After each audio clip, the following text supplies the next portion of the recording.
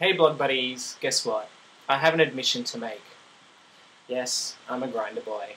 I am on Grindr, and a few of you have even managed to find me. I've never really talked about the phenomenon that is Grindr before, before today anyway. And it's always been kind of odd. I found Grindr really useful when I've travelled. Really good to meet local people, meet local boys. Especially in airports and places like that. Anyway, so it's been really, really fun, and occasionally I find someone really nice to chat to on Grindr. But it's kind of funny as well, because I guess this whole online dating thing and how it works kind of baffles me sometimes, because you have people on here who have no profile pictures, who have no information, nothing to explain who they are or to even introduce who they are. And they send you messages, and then if you don't reply, they get upset and that kind of stuff.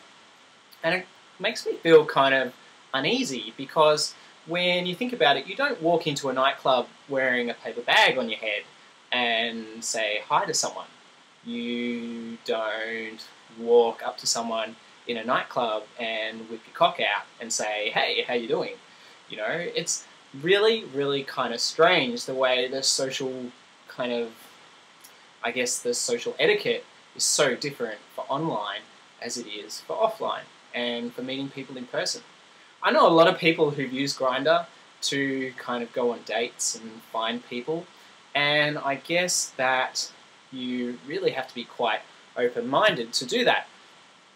A few times I've had people ask me out, and I guess I've turned them down, and it's kind of strange because I think, well, you know, how will I ever really know these people until I meet them in person? But there you go. But they're the social etiquette changes for online dating. Anyway, I find Grindr really odd. And now I just found out that there's a straight version called Blender. Well, a few of my friends jumped on it and they said it's just all gay guys and lesbians. So I don't really know where the straight people are meeting anyway through Blender anyway. I know there's, you know, all these kind of matchmaking web internet profile places that you can go.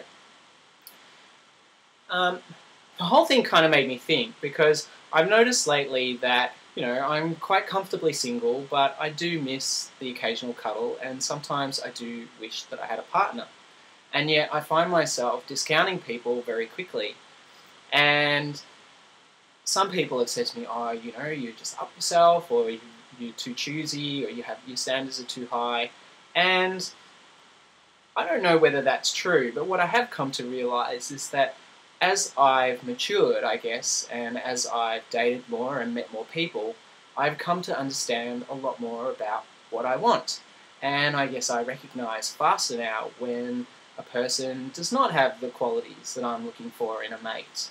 And it can be a good thing, because it means that I know very quickly and I move on, but it can also be a bad thing as well, because I've noticed that sometimes I don't necessarily give people a chance. Anyway, so what's the whole point of this? Well, to get back to Grindr and the way that we meet people, it's really interesting when you do it online, and I think that we all need to sort of take a step back and maybe not take things online so seriously. We've got people on here who go, oh, I'm only looking for a boyfriend, or I'm only interested in hookups. And that's fine if you can deal with those kinds of things, but at the end of the day, everyone's kind of saying the same thing. Everyone's over the faceless profiles, and everyone's over the random hookups. And yet, you jump on Grindr, and that's not what I see. Anyway, just a rant about Grindr. I find it kind of strange. I'll still use it because I love it, and I have had quite a lot of fun using it when I'm travelling and that kind of stuff. And like I said, it is a great way to meet locals and to talk to new people. But as far as dating goes, I think I'll stick to good old face-to-face meeting people. Anyway, peace and abundance. Bye, guys.